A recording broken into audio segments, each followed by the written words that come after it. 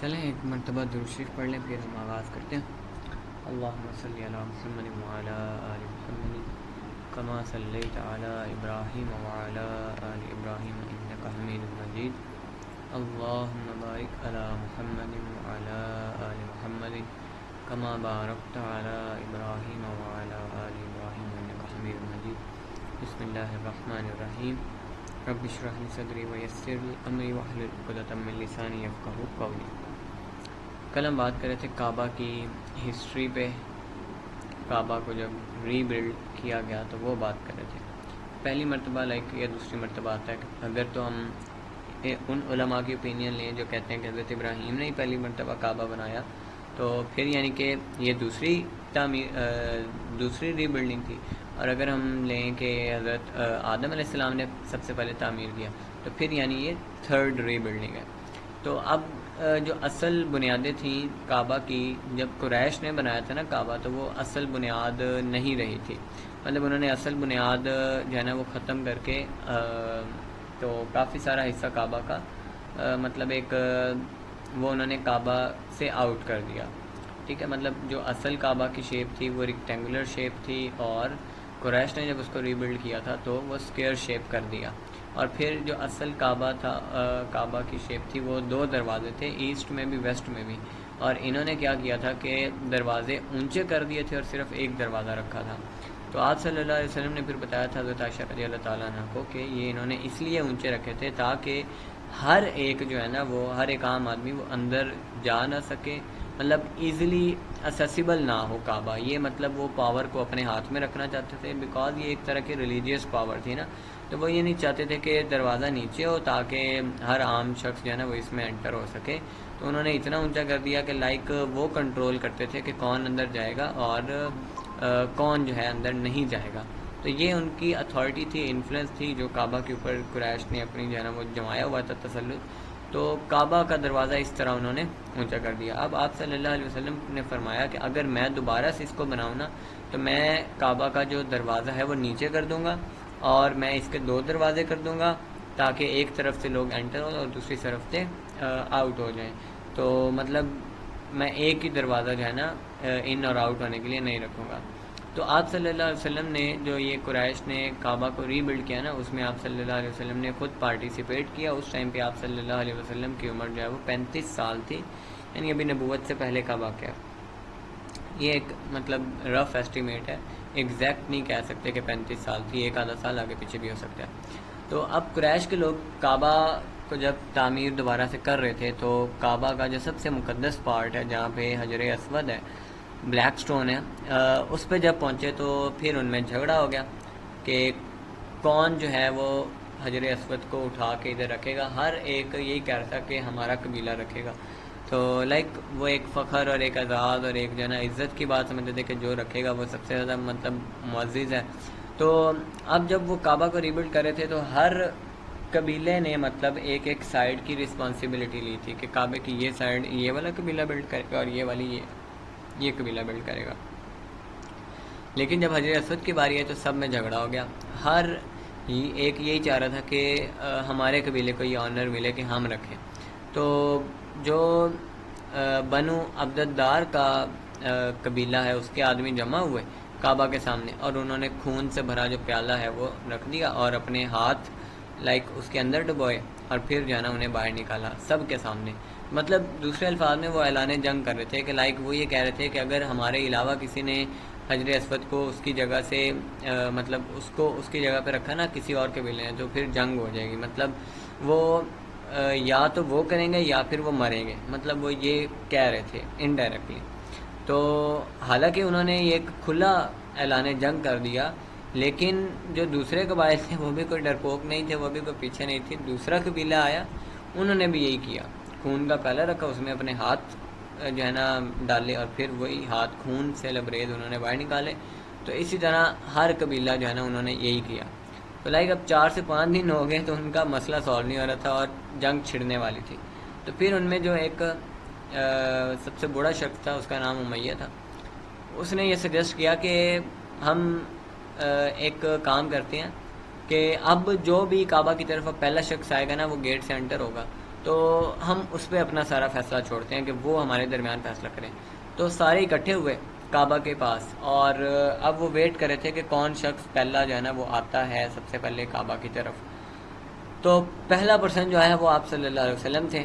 اب وہ سارے کھڑے ہو گئے اور انہوں کہنے لگے الصادق الامین رضینا رضینا، کہ یہ تو صادق و امین ہے اور ہم راضی ہیں ان پہ.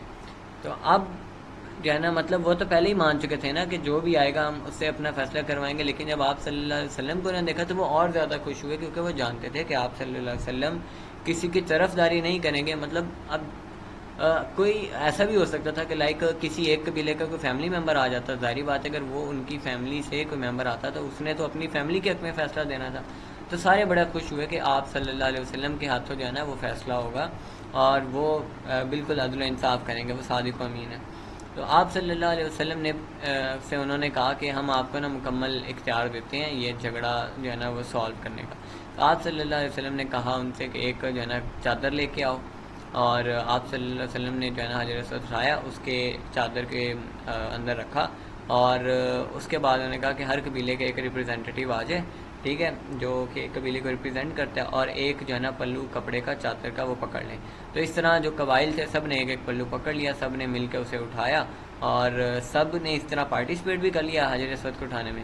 اور جب سب نے اٹھایا اس کے بعد آپ صلی اللہ علیہ وسلم نے خود اپنے بابرکت ہاتھوں سے، مقدس ہاتھوں سے اس مقدس پتھر کو، حجر اسود کو، اس کی جگہ پہ رکھ دیا. تو اس طرح لائک کہ یہ مسئلہ جو ہے نا وہ سالو ہوا. تو یہ سیکنڈ ٹائم تھا کعبہ کی ری بلڈنگ ہوئی، یا پھر اس کو ہم کہہ سکتے ہیں کہ حضرت آدم کے حساب سے دیکھیں تو پھر یہ تھرڈ ٹائم تھا. تو اس کے بعد نیکسٹ جو ری بلڈنگ کعبہ کی وہ آپ صلی اللہ علیہ وسلم نے جب مکہ فتح کیا تو اس ٹائم آپ صلی اللہ علیہ وسلم نے کہا تھا کہ لائک اگر یہ لوگ نئے نئے مسلمان نہ ہوتے تو پھر میں جیسے ابراہیم علیہ السلام نے جس طرز پہ کعبہ کو بنایا تھا نا، میں ابراہیم والی بنیادوں پہ ہی کعبہ کی بنیاد رکھتا. تو کچھ ہی سال کے بعد نا عبداللہ ابن زبیر رضی اللہ تعالیٰ عنہ وہ مکہ کے امیر بنے، اور وہ جانتے تھے اس حدیث کو کیونکہ حضرت عائشہ رضی اللہ تعالیٰ عنہ جو ہے وہ حضرت عبداللہ ابن زبیر کی خالہ تھیں، ٹھیک ہے. حضرت اسما بنت ابی بکر جو کہ حضرت عائشہ کی سسٹر تھیں، یہ عبداللہ ابن زبیر ان کے بیٹے تھے. تو انہیں پتہ تھا اس حدیث کا، تو انہوں نے جو ہے نا وہ ڈیسائیڈ کیا کہ وہ کعبہ کو اس کی اصل بنیاد پہ تعمیر کریں گے. کیونکہ اب ہوا یہ تھا کہ جو لوگ تھے وہ تو اب اسلام میں داخل ہوئے نے کافی عرصہ گزر چکا تھا، تو مطلب کوئی فتنہ نہیں ہونا تھا یا کوئی ایسا نہیں ہونا تھا کہ آؤٹ آف کنٹرول ہو جائے معاملہ. تو وہ فیصلہ کر ہی رہے تھے لائک کہ کعبہ کی تعمیر کا. تو اسی دوران میں نا جو عبداللہ ابن زبیر ہیں ان کی بنو امیہ کے ساتھ مطلب جنگ ہوئی تھی، ٹھیک ہے، شام میں. تو جو آرمی جنرل تھا بنو امیہ کا اس نے کعبہ پہ حملہ کر دیا، اور ایک اس کی منجنیق سے جو پتھر ہے وہ آ کے کعبہ کی دیوار پہ لگا، اور کعبہ کو جو ہے نا وہ ڈیمیج ہو گیا.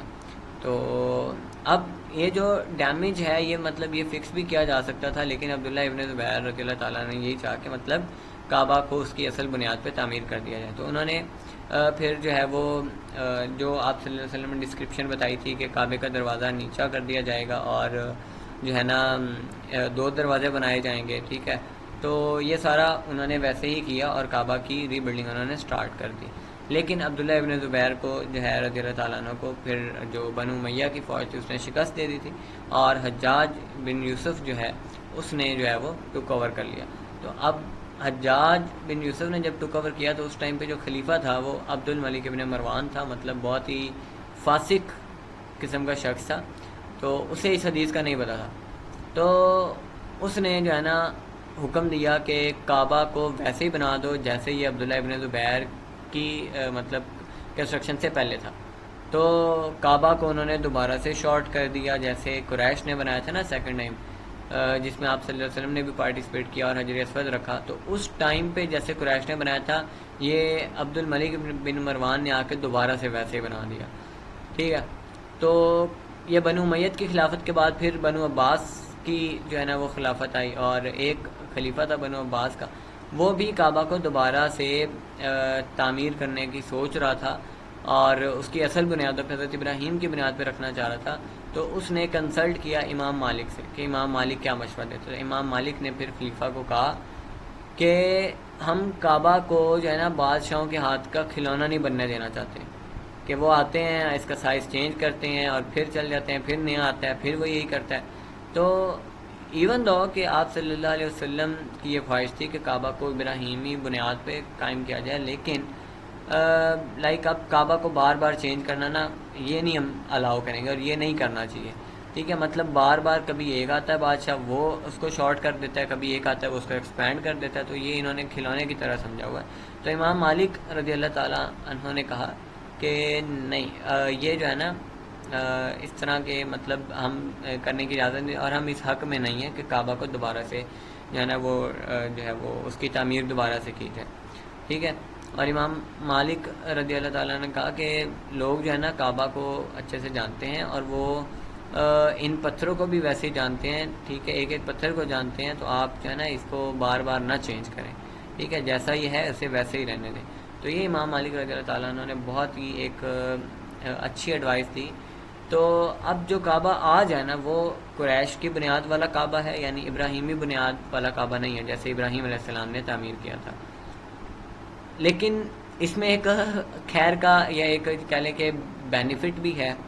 وہ یہ ہے کہ اگر کعبہ ابراہیمی بنیاد پہ ہی رکھ دیا جاتا، فار ایگزامپل، یعنی اگر اس کو واپس کر دیا جائے، تو کیا ہوگا کہ جو اب باہر ایریا ہے کعبہ کا، جو ہجر والا ایریا ہے، تو وہ بھی کعبہ کے اندر یعنی اس کو انکلوڈ کر دیا جائے، تو پھر اب جو اتنی اپرچونٹی ملتی ہے کعبہ کے اندر نماز پڑھنے کی، یعنی ہم ہجر کے اندر نوافل پڑھتے ہیں رکعت، 2 رکعت یا 4 رکعت یا 8 رکعت، جیسے آپ صلی اللہ علیہ وسلم نے کعبہ کے اندر 8 رکعت نماز ہے نا نفل پڑھی، تو ہمیں بھی ویسے ہی اپرچونٹی مل گئی کہ ہم ہجر کے مقام پہ اگر پڑھتے ہیں نفل نماز تو وہ ایسی ہے جیسے کعبہ کے اندر، بیکاز ہجر جو ہے وہ کعبہ کا حصہ تھا.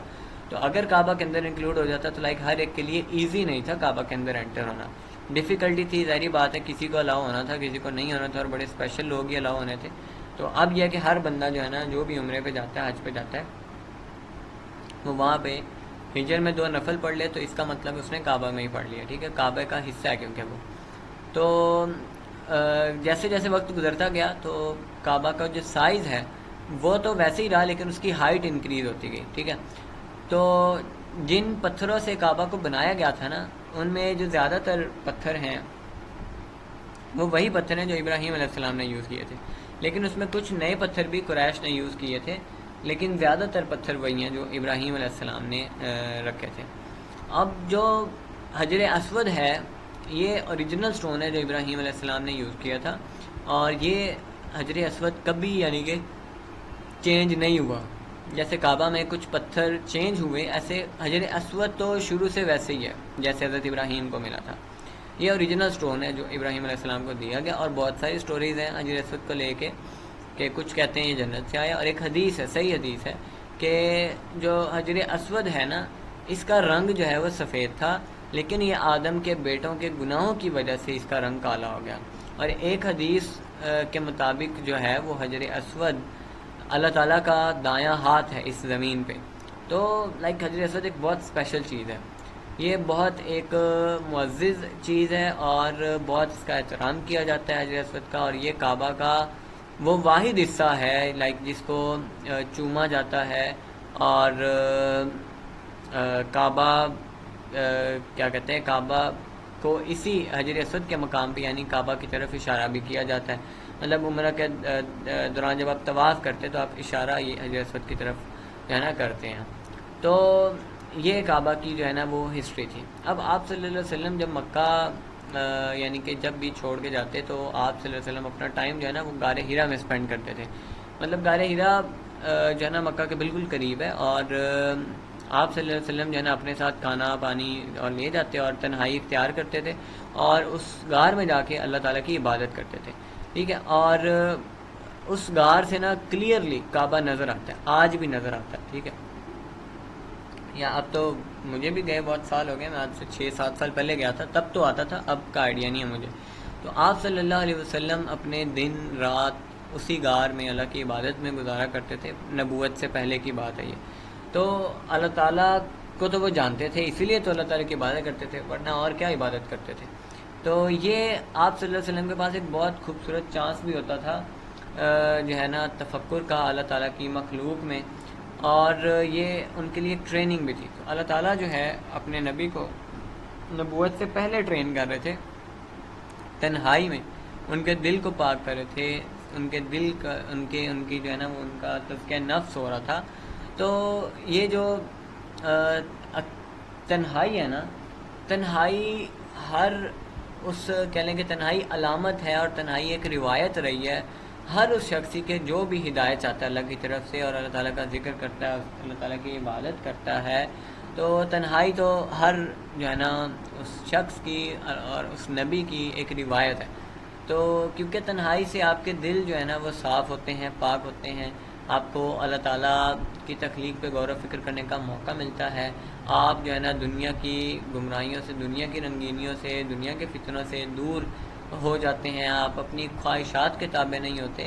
اور حضرت امام حسین علیہ السلام فرماتے ہیں کہ مومن تنہائی کا مومن ہوتا ہے. تو تنہائی ایک بلیسنگ ہے ایک مومن کے لیے، اور تنہائی جو ہے نا یہ اللہ تعالیٰ سے ملوا دیتی ہے.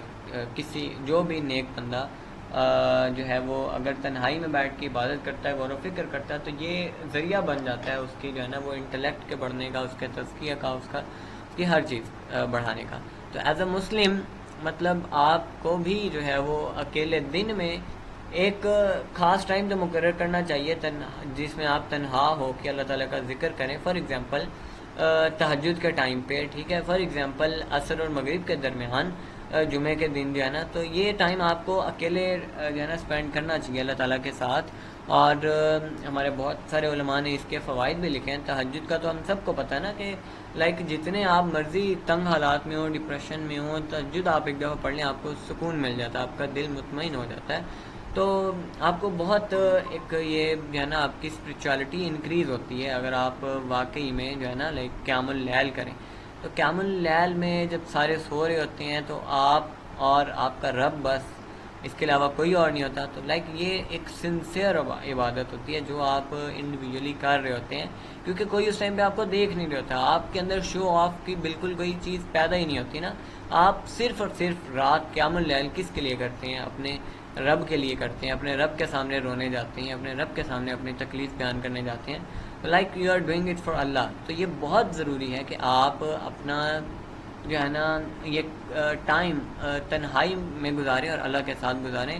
اور ہر وہ شخص جو یہ ایک میں ایڈوائس دے رہا ہوں کہ جو بھی شخص چاہتا ہے کہ وہ دنیا اس کو اس کے جانے کے بعد تک یاد رکھے، اور وہ دنیا میں ایک لیگیسی چھوڑ کے جائے، اور جو ہے وہ مطلب دنیا میں کوئی بڑا کام کرنا چاہتا ہے، اور دعوت و تبلیغ کا کام کرنا چاہتا ہے، اسلام کا کام کرنا چاہتا ہے، تو اسلام کا کام کبھی بھی تہجد کے بغیر نہیں ہو سکتا. مطلب یہ کہ آپ کو آپ کے کام میں جو رکاوٹیں آئیں گی، لوگوں کی باتیں سننی ہوگی، تنقید سننی ہوگی، مشکلات دیکھنی ہوں گی، ان مشکلات میں آپ اگر تہجد نہیں پڑھ رہے ہوں گے تو آپ کلیپس کر جائیں گے، آپ سروائیو نہیں کر پائیں گے، آپ کی جو ہے نا ہمت جواب دے جائے گی. تو تہجد آپ کو ہمت دیتی ہے، آپ کے اندر جو ہے نا جذبہ برداشت آتا ہے، آپ کے اندر قوت ایمانی بڑھ جاتی ہے، تو آپ پوری دنیا سے اکیلے لڑ جاتے ہیں.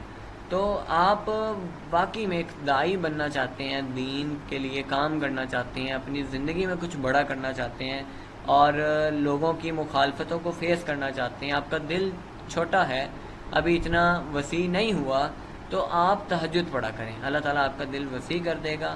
اور جب دل کھلا ہو گیا، دل چوڑا ہو گیا، سینہ چوڑا ہو گیا، تو بس کام آسان ہو گیا. کیونکہ حضرت موسیٰ کی دعا ہے نا، رب اشرح لی صدری، کہ اللہ میرا سینہ کھول دے، ویسر لی امری، اور اس کے بعد میرے کام کو آسان کر دے. تو جب سینہ کھل گیا تو کام تو آسان ہو جاتا ہے آپ کا. ٹھیک ہے، واحلل عقدۃ من لسانی یفقہوا قولی. اور پھر انہوں نے دعا کے لئے کہ اے اللہ میری زبان کی گرہ کھول دے تاکہ میری جو بات ہے اس کو لوگ سمجھ سکیں. تو یہ بہت ایک پیارا تحفہ ہے جو اللہ تعالیٰ نے اپنے بندوں کو دیا ہے، تہجد کا تحفہ. اور پھر اللہ تعالیٰ قرآن پاک میں بھی فرماتا ہے نا تفکر کے بارے میں کہ بے شک آسمان اور زمین کے بنانے میں اور دن اور رات کے آنے جانے میں ان کے لیے نشانیاں ہیں جو عقل رکھتے ہیں، جو اللہ تعالیٰ کو یاد کرتے ہیں، کھڑے اور بیٹھے اور اپنے پہلو کے بل لیٹے، اور جو ہے وہ اللہ تعالیٰ کی جو مخلوقات ہیں آسمان ہے اور زمین ہے اس کے بارے میں تفکر کرتے اور کہتے ہیں کہ اے رب تو نے یہ سب کچھ بلا مقصد نہیں پیدا کیا. تیری شان بہت عظیم ہے اور تو بہت عظیم رب ہے, اور ہمیں جو ہے وہ جہنم کی آگ سے اے اللہ ہمیں پروٹیکشن پرووائڈ کرنا. سو اللہ تعالیٰ یہ کہہ رہے ہیں اپنے بندے سے, اپنے عبد سے, کہ لائک یہ جو بھی چیزیں بنائی ہیں, ہیون, ارتھ, ڈے, نائٹ, سن, مون, یہ سب کچھ اللہ نے ویسے ہی نہیں بنایا. اور بندہ اس دعا میں اقرار کر رہا ہے کہ اللہ تو نے یہ سب کچھ جو ہے نا بیکار میں نہیں پیدا کیا, اس کے پیچھے مقصد ہے, اس کے پیچھے حکمت ہے. جو بھی چیز ایگزسٹ کرتی ہے اس کے پیچھے کوئی نہ کوئی حکمت ضرور ہے. انشاءاللہ نیکسٹ جو ہے نا ہمارا جو ہے وہ نیکسٹ چیپٹر سٹارٹ ہوتا ہے, جو ہم ہوپس ہو انشاءاللہ اب ویکلی بیس پہ کیا کریں گے. یعنی اب یہ ہم نے 8 دن تو ریگولر کیا نا ڈیلی, تو ہم انشاءاللہ اب اس کو ویکلی پہ شفٹ کر دیں گے, ٹھیک ہے, تاکہ ہم انشاءاللہ سال تک, آنے والے ربیع الاول تک سیرہ کمپلیٹ ہماری ہو جائے گی. اور اب نیکسٹ ویک تک جتنے پچھلے لیکچر ہیں جنہوں نے ابھی تک نہیں کمپلیٹ کیے وہ بھی کمپلیٹ ہو جائیں گے. تو اس طرح ایک آپ کے لیے ایزی بھی ہوگا نا چیزوں کو لے کے چلنا, کہ آپ نے ابھی تک اگر پچھلے نہیں لیے تو ویک کے بعد جب ایک ہوگا تو وہ لینا بھی ایزی ہوگا آپ سب کے لیے, اور اگر مس بھی ہوتا ہے تو نیکسٹ ویک تک اس کو کور کرنا بھی ایزی ہوگا. تو الحمدللہ ہم نے سیرہ کے 5 چیپٹر جو ہے وہ مکمل کیے. بہت سارے پہلو ہم نے سیرہ کے نیو دیکھے اور ایک یونیک اینگل سے دیکھا. تو انشاءاللہ اس کو ہم کنٹینیو رکھیں گے, اس سلسلے کو سٹاپ نہیں کریں گے. اور انشاءاللہ ویکلی اب جو ہے ایک تو اکتوبر میں اب ہم کریٹیکل تھنکنگ والا بھی کورس سٹارٹ کر رہے ہیں, تو وہ بھی آپ سب ضرور اس میں جو ہے نا پارٹیسپیٹ کریے گا, وہ بہت ضروری ہے آپ سب کے لیے. کیونکہ کریٹیکل تھنکنگ ایک ایسا سکل ہے جو اس صدی میں دنیا فتح کرنے کے لیے سب سے زیادہ جو ضروری سکل آپ کو چاہیے اپنے آپ کو فتح کرنے کے لیے, دنیا کو فتح کرنے کے لیے, وہ کریٹیکل تھنکنگ ہے. تو اگر آپ کو کریٹیکل تھنکنگ نہیں آتی تو آپ دنیا میں کچھ بڑا نہیں کر سکتے. تو کریٹیکل تھنکنگ پہ انشاءاللہ اکتوبر میں کورس شروع کر دیں گے ہم, وہ بھی ویکلی بیس پہ ہوگا. اور باقی انشاءاللہ ہم گاہے بگاہے ہر ویک کوئی قرآن سیشن, کوئی سیرہ سیشن انشاءاللہ کرتے رہا کریں گے. تو باقی آج والے میں سے کوئی سوال ہے تو وہ آپ ضرور پوچھیں.